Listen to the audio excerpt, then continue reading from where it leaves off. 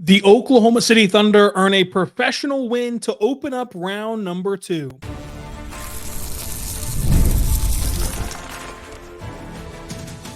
You are Locked On Thunder, your daily Oklahoma City Thunder podcast, part of the Locked On Podcast Network, your team every day.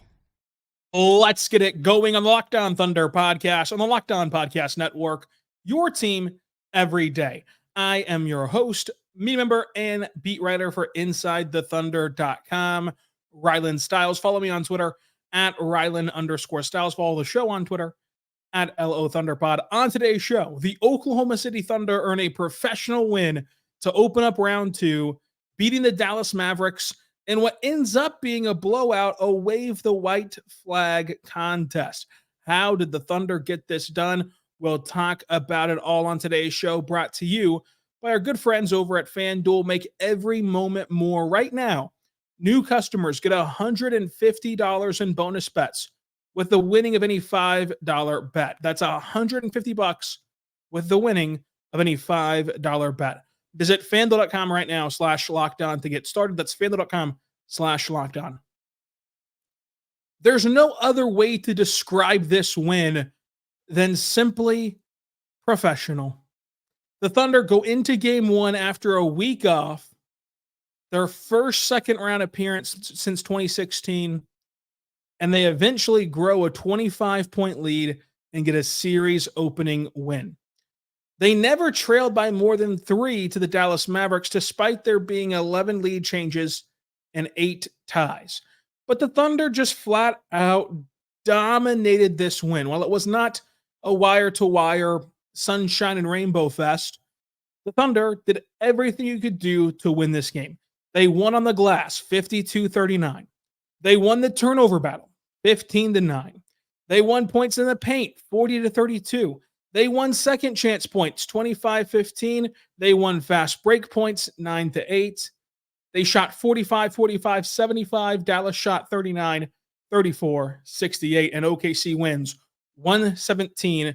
OKC finally gives up more than 92 points in the playoffs. They gave up 95.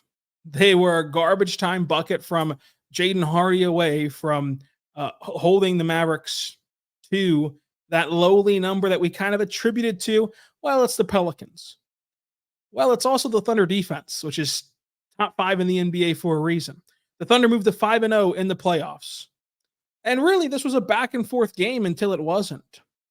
The Thunder started out sloppy. They couldn't score. But they eventually settled in, grew a 12-point lead that eventually was trimmed down to 9. And then in the third quarter, Dallas came out on fire out of the halftime break. They trimmed it all the way to a 1-point Thunder advantage. And oh my goodness, what are you going to do? The young, the inexperienced Thunder, never in the second round before. Oh, it's cute that the worst 1 seed of all time got past New Orleans. That's really cute. That's really a great story. But now you're playing Dallas. Luka, Kyrie, battle-tested, gritty. And you saw your lead evaporate to a 1-point advantage. And out of the timeout, the young and the inexperienced Thunder dominated. And they followed the exact same formula that got them to 57 wins in the toughest conference we've ever seen, that got them to the youngest number 1 seed ever in the toughest conference that we've ever seen. The Thunder outdid them in the complimentary category. Like, their bench players were better. Their play finishers were better. They outdid them in the star category, winning the battle of the 2 bucket getters, 47-39. The Thunder outcoached Dallas. They were healthier than Dallas, and they created more mismatches and created more advantages than Dallas. For as worried and just sickening as it was to worry about how the Mavericks have Gafford and they have Lively, and what are they going to do? I mean, the Thunder, they're such a small, little, tiny team. What are they going to do? Well, Gafford and Lively quickly got into foul trouble, and they could not make an impact greater than what Chet Holmgren was able to do. And the Thunder flip that quote-unquote disadvantage into an advantage. And oh yeah, the Thunder out-rebound Dallas. And we talked about on the crossover preview show about how, maybe Dallas wants to try to go small as their new wrinkle. You cannot out small ball Oklahoma City. That's what we've seen this entire season. And I think that this game was an embodiment of the 57 wins. This Thunder team didn't have it going offensively early. They used their defense to dig in and hang in there. They got clicking a little bit. And then life in the NBA, it's a game of runs. They withstood the best punch that Dallas had all night in that third quarter. They didn't let that snowball. They didn't let that transform into a back-breaking sequence or even let Dallas wrestle away the lead. They took that punch, got off the ropes, and knocked Dallas out in a professional win, in a professional game. And the Thunder continue all postseason long to look like a number one seed. If you just put this team in front of somebody who didn't know the narratives, who didn't know the storylines, if you did a blind resume test and just watch this team play basketball and were given the information about this team that's pertinent to this season, you would believe that this team's the best in basketball in the Western Conference. Like, flat out. Because that's what they are. Yes, they're inexperienced. Yes, that they lose the rebounding battle. Guess what? This is a game won and lost by points. And they didn't lose the rebounding battle tonight. But this is a professional team, has been all year long. And I don't know what it's going to take because you can already see the out, so to say, if the Thunder go on to win this series, which is not a guarantee. But if they go on to win this series, you can see the out of Luka's hurt. Last round, it was, Zion's hurt. I don't know what it will take to just finally admit and realize the Oklahoma City Thunder are the one seed for a reason. They're one of the best teams in basketball. And they played as such. Now, this series is far from over. Jason Kidd, who has taken this team to Western Conference Finals, has never won a game one, ever, in his career in Dallas as a head coach. Yikes, right? In the broad sense. But when you really dig in, it hasn't cost them yet. He's never won a game one, and they've won many a playoff series. Similar thing happened last series. The Mavericks got blown out without Kawhi. And everyone's thinking, oh no, they're in trouble. Mavericks got blown out. They got beat without Kawhi playing. What's going to happen the rest of the way? Now, the Thunder are much better than the Clippers, flat out. The Thunder present a different test than what is typical of the Mavericks. But still, this series is not over. There are some concerning things if you're Dallas, and there's some very positive things if you're OKC. But at the end of the day, when you evaluate this game, the Thunder were the better team, better coached, better executed, and more professional team. The Mavericks could not capitalize on their big run. The Thunder capitalized on theirs, so much so that they forced a team that has Luka and Kyrie to wave the white flag in the fourth quarter, early in the fourth quarter. We say basketball is a game of runs. They suffocated the Mavericks and never let them even attempt to go on another run in the fourth quarter. Because second year forward, Jaylin Williams goes off in the fourth quarter. Because SGA, who's never hit a step back three in the bubble to beat the buzzer, goes off. Plays like an MVP. It's at the point where you need to stop caring about what their birth certificates say and start caring about what their basketball reference page says in the stat category. Scroll past the age blurb in their bio and look at what they do on the court. This Thunder team has it. They're awesome. They're a great team. The Mavericks will rebound and play better than this. How does that battle even out? That's going to be the question for the rest of the series. Coming up, let's talk about SGA, who controlled this game. Let's talk J-Dub, who broke out in the fourth quarter, and more. But first one's here right now. About our good friends over at DoorDash. Check out DoorDash today because they're great. And you know that you can of course get dinner or a late night snack coming home from these late nights in the Paycom Center. But did you also know that you can get grocery deliveries? You can get retail deliveries, convenience store deliveries. And if you're sitting around and the clock is ticking, and maybe you forgot a certain holiday coming up on Sunday and need a gift, well, guess what? DoorDash can help you in that department as well.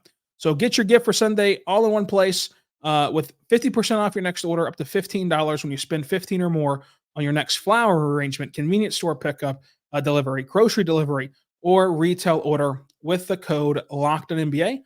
That's code LOCKEDONNBA. Order while using DoorDash. Terms and conditions, of course, apply. But go there right now to DoorDash and use code LOCKEDONNBA. Also want to say right now, about our friends over at LinkedIn. LinkedIn Jobs is there for you because we know it's a stressful time, of course, if you're running a small business, because it's always a stressful time if you're running a small business. But LinkedIn is not just another job board.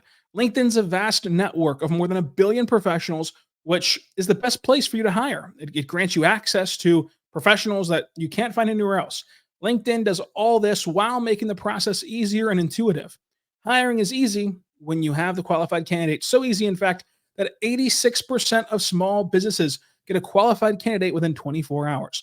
LinkedIn knows that as a small business owner, you're wearing so many different hats, and you don't really have the time or the resources to go through a long, drawn-out hiring process, which is why LinkedIn is constantly finding ways to make the process easier and smoother and get you your hires faster with job descriptions and making the process easier and quicker for 2.5 million small businesses using LinkedIn for hires right now. Go there and post your job for free at linkedin.com/LockedInNBA.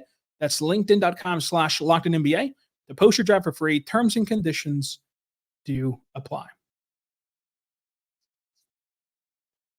We're back on the Locked On Thunder podcast, on the Locked On Podcast Network, your teams every day. Thank you so much for making us your first listen every single morning, every single day. We're here for you, talking Thunder basketball. I thought that Shai really controlled this game. A couple turnovers early. The team as a whole looked a little bit like a team that hadn't played in 7 days. Then they settled in, and Shai really played at his pace, allowed the team to play at their normal tempo, got his teammates going, and hit tough shots. That turnaround jumper is automatic. In the mid-range, he worked at all three levels. He hit critical threes. He got to the rim. He got to the free throw line. He nailed it on the baseline, at the elbow. Like, he did everything he could in this game, while also having the motor to turn in critical plays defensively. Got 2 Defensive Player of the Year votes for second place today before this game, and goes ahead and scores 29 points, 9 assists, 9 rebounds, a steal, 2 blocks. I think that what you appreciate about Shai really is a multitude of things. Number one, you appreciate that he is just impossible to guard. There's not a single Maverick that can defend him one-on-one, and that's no slight to Derrick Jones Jr. or to Dante Exum or Josh Green or whoever you want to put on SGA. No slight to them, but the bottom line is Derrick Jones Jr. is not built in a lab to defend SGA. He is not going to defend SGA one-on-one. There are aspects of his game where he is the best option for Dallas to put on him, but it's incredibly hard to find a way to stop SGA. And part of what makes SGA so difficult to defend is all of the different ways that he can beat you. When he's able to hit that step back three, when he's able to score in the mid-range, when he's able to score in the baseline, when he's able to score in the paint, right? The pickup point is impossible for any defender. If you pick him up too high, he can get past you. You sag off of him too much, he can rise up and beat you there. You can stop on a dime. He's just unguardable. And there's certain players like that, and it's okay to put SGA in that category. And I think that that's really undisputed at this point. But the way that he controlled the game and the way that he played with the necessary emotion without letting that overhaul or change what this team is or what this team was trying to accomplish. You know, this is the first time on this stage for SGA, not only as a number one option, but ever in the second round. And you are in an MVP battle, right? And then it's probably going to be Jokic. This is a regular season award, whatever. But it is important to see who finishes one, 2, and 3 between those three guys. You're playing Luka, a guy who has gotten more flowers than you nationally and who's proven himself more nationally. And now you're on this stage against Luka, mano a mano in a certain extent, both leading your teams. Do not let that get you out of sorts. Don't let that get you out of your element. I think is what you've come to expect from Shai, but it also still deserves credit whenever it happens. Because Shai has the authority to go and jack up shots and take over games in a negative sense without anyone really batting an eye, but he doesn't do that.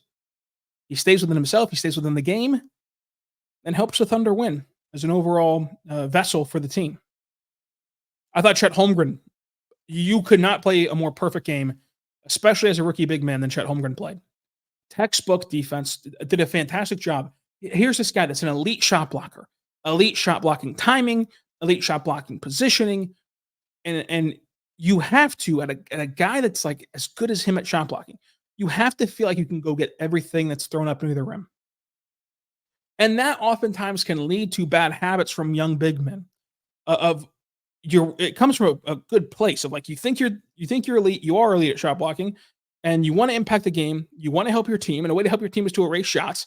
And so you just go for everything. You go for every shot block, you go for everything at the rim, and you go for it off the ground, vertically, trying to go get it. And that oftentimes leads to fouls, if not, just leads to you being flat out of position and not being able to even contest the shot.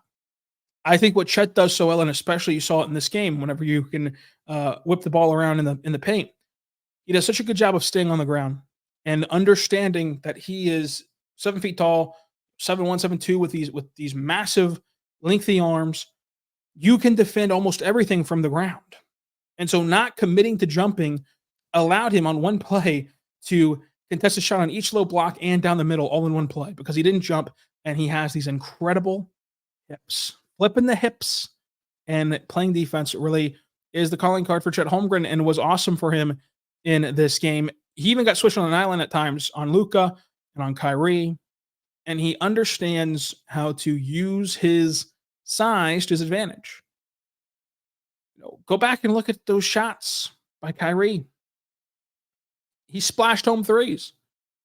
And I think that when you're watching it live, especially, maybe you think that like, oh, he could have taken a step further closer toward Kyrie.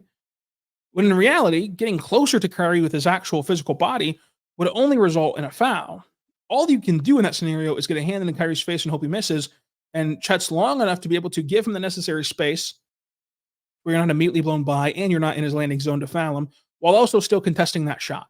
And Chet did a really good job of contesting that shot and understanding that, like, hey, Kyrie is a professional scorer. These Mavericks are going to hit tough shots. Where these Mavericks didn't score was at the rim. They shot like 52% at the rim. And that was largely because of Chet Holmgren, largely because of his presence. He had an awesome putback jam, really good play finisher, timely threes, 50% from the floor, 19 points, 7 boards, an assist, and 2 steals from him. Then you go look at Jaylin Williams. Jaylin Williams did not have a good game tonight in the scope of the entire game. But when you turn on that fourth quarter, he was electric. So he finishes this game with 18 points, 5 boards, 5 assists, a block, 40% shooting from the floor, 2 for 5 from 3. He ends the game with 18 points. He starts the fourth quarter with 8 points. In the fourth quarter, Jalen Williams posted 10 points, a rebound, an assist, and a block. He went 2 for 2 from 3 and 4 for 4 from the floor overall. Now, mind you, this is a guy that was, 2 for 5 overall from 3 and shot 40% from the floor overall. It took 100% shooting to get him up to 40%. So he scored 8 points on lackluster shooting numbers. This was not a great J-Dub game until it was. And that is so unique as a player who's in his second year, who's in his first postseason, who's being asked to be the second scorer on a number one seed in his second postseason, who's not having a good game, who's had to leave the game because his aglet on his shoe split, if you believe in J-Dub's story there. Shout out to Phineas and Ferb. And he says he had to change shoes 3 times in this game. To wash all that away and not just take over this game in the fourth quarter, but blow this game out of the water in the fourth quarter, it's where he ended the game. He flat out ended it and got you to a game 1 victory. I think it's another sign, and I'm going to say it again, going to sound like a broken record, another sign of not only this being a professional win, but this young Thunder team having that uncommon maturity, having that just, regardless of age, they're a mature basketball team. And that's all that really matters, is are you mature on the floor, and this team clearly is. Let's talk about how Wiggins brought the juice tonight and deserves even more minutes. Dort on Luka and Isaiah Joe changing the offense for OKC. But first, I want to say right now, our good friends over at Monopoly Go. Check out Monopoly Go, because we're going to pause right here and talk about them. I know what you're saying. We've already talked about Monopoly Go, but there's just so much good stuff in this game. We're going to continue to do so. In Monopoly Go, you can team up with your friends in time tournaments where you can work together to build each other's boards. And the more you win together, the more awesome prizes that you unlock. And there's so much to get, from unique stickers to cool new pieces to travel the board with, hilarious emojis, and more. You can pull off bank heists, which are a lot of fun if you want to play against your friend. Plus, Monopoly Go is a fun, new, exciting way to play every day. They're constantly changing these tournaments, constantly changing these challenges to make sure you're having a fun time on Monopoly Go. I'm a level 1,000 already on Monopoly Go. There's always something new in the time events category to win big, like massive multipliers for every time you win, or rent frenzies. Go there right now and discover Monopoly Go on the App Store, Google Play Store for free. Monopoly Go for free. Game on. We're back on the Lockdown Thunder podcast, on the Lockdown Podcast Network, your teams every day. Folks, Aaron Wiggins brought the juice in this one. 22 minutes, 16 points, 5 rebounds, 2 assists, a steal, and a block. I don't know what Wiggins has to do to prove his legitimacy, to prove his value, to prove why he's one of the best players on this team and a perfect player for this Thunder rotation. You got 22 minutes tonight. That's more like it. That's more like it. Here's a guy who can score at all 3 levels, who can switch defensively and play the passing lane, who can run the break on the ball, off the ball, who can shoot and space the floor, who can literally do everything. 5 for 7 shooting from the floor, 3 for 4 from 3, and those 7 Gordon Hayward minutes really just need to be transported over to Aaron Wiggins, especially that second dip into the toe of the second dip into the well for Gordon Hayward. I think should be allotted to Wiggins. Wiggins does everything, and you just cannot ask for a more instant win impacting player. Some guys are just spark plugs. Some guys just have it. They just stay ready, and Wiggins is one of those guys. A podium game for Aaron Wiggins. We've willed this into existence on Lockdown Thunder. Isaiah Joe, I think, changes the offense, and that might sound a little strange if you just look at the box score and he only scored 6 points and 2 assists, 3 boards, and a steal. What he changes, though, is the spacing. He changes how you can shade and commit to Shai, because you have to respect Isaiah Joe. You have to respect what he can do and who he is as a shooter. And now, something that we've harped on all season long, he's legitimized his defense. We're sure he's going to give up, sheer size, but he's going to stay attached to your hip and play under you and make life difficult, to where he's a pest defensively. He's improved on ball as a handler. He's improved in the mid-range. He's still a good cutter, and he's a fantastic shooter. Like, Isaiah Joe is just the perfect player for this Thunder team, for this Thunder scheme, and to loosen things up around SGA and J-Dub and around this team. But speaking of defense, Dort. Dort was fantastic on Luka.